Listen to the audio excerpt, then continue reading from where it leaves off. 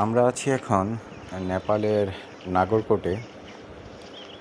আমরা যে রিসোর্টটায় উঠেছি, এই রিসোর্টটার নাম হচ্ছে আপনার সাংগ্রিলা রিসোর্ট। এটা হচ্ছে আপনার সম্ভবত নাগরকোট এলাকায় সবচেয়ে উপরে এবং সর্বশেষ রিসোর্ট। এটার পরে আর কোনো রিসোর্ট নেই, চারপাশে হচ্ছে শুধু পাহাড় আর মেঘ।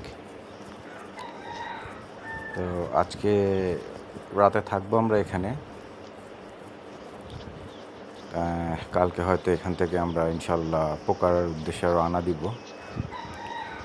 আজকে হচ্ছে আকাশটা মেঘলা, আর যেহেতু সমুদ্রপৃষ্ঠ থেকে অনেক উপরে, তাই এখন হচ্ছে জুলাই মাস, তাও এখানে ঠান্ডা।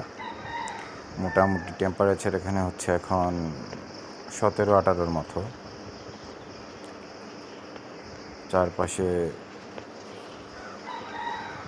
অনেক সুন্দর। আসলে মেঘের জন্য দূরের পাহাড়গুলো দেখা যাচ্ছে না। এই রিসোর্টটাতে হচ্ছে আপনি দাঁড়িয়ে থাকলে হঠাৎ মেঘ এসে আপনাকে ভিজিয়ে দিয়ে যাবে, কুয়াশার মতো মেঘ আপনার গায়ে এসে লাগবে। এটা হচ্ছে ওদের পিছন সাইড রিসোর্টের। এই যে বাম দিকে যেটা দেখতেছেন, এটা হচ্ছে ওদের ডাইনিং। ওদের এখানে হচ্ছে বুফে ব্রেকফাস্ট থাকে, এটা হচ্ছে কমপ্লিমেন্টারি। আর ভালো, ওদের খাবার দাবার অনেক ভালো, ফ্রেশ। চারপাশে হচ্ছে মেঘের জন্য আসলে আপনারা দূরের পাহাড়গুলো দেখতে পাচ্ছেন না। ঠান্ডা, অনেক ঠান্ডা এখানে। মানে আপনার এখানে জুন জুলাই মাসে আসলেও মোটামুটি ফুল স্লিভ কিছু একটা পরে থাকতে হবে, আর না হলে হচ্ছে আপনার ঠান্ডা লাগবে। এবং প্রচুর বাতাস, ঠান্ডা শীতল একটা বাতাস লাগতেছে। এখানে ওরা হচ্ছে বসে চাটা খাওয়ার জন্য একটু জায়গা রাখছে। আবার নিচে একটা গ্রাউন্ডের মতো আছে, ওই জায়গায় গেলে আপনি আরও মানে দূরের পাহাড়গুলো আরও ভালো করে দেখা যায়। কিন্তু এত মেঘলা যে মেঘের জন্য আসলে পাহাড়গুলো দেখা যাচ্ছে না। কপাল খারাপ। যদি নেক্সট টাইম কখনো আসি হয়তো দেখা যাবে। তবে এখানে সব থেকে ভালো সময় হচ্ছে আপনার সেপ্টেম্বর অক্টোবর মাসে আসা। ডিসেম্বর জানুয়ারিতে আবার এখানে অনেক ঠান্ডা থাকে, মাইনাসে চলে যায়।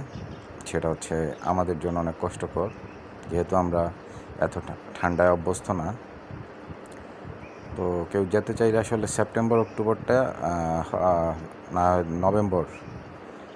এই যে দেখেন, এই যে কুয়াশার মতো যেটা যাচ্ছে, এটা আসলে মেঘ। ক্যামেরায় বোঝা যাচ্ছে যে ধোঁয়ার মতো সামনে উঠতেছে, এগুলো আসলে সব মেঘ। এটা হচ্ছে আপনার শরীরে লাগলে আপনার শরীরটা ভিজে যাবে। খুবই নিরিবিলি পরিবেশ, স্বাভাবিক। পাহাড়ের উপরে আশেপাশে কোনো রিসোর্ট নেই, এটাই একমাত্র রিসোর্ট, যেটা হচ্ছে নাগরকোটের সর্বশেষ রিসোর্ট পাহাড়ের উপরে।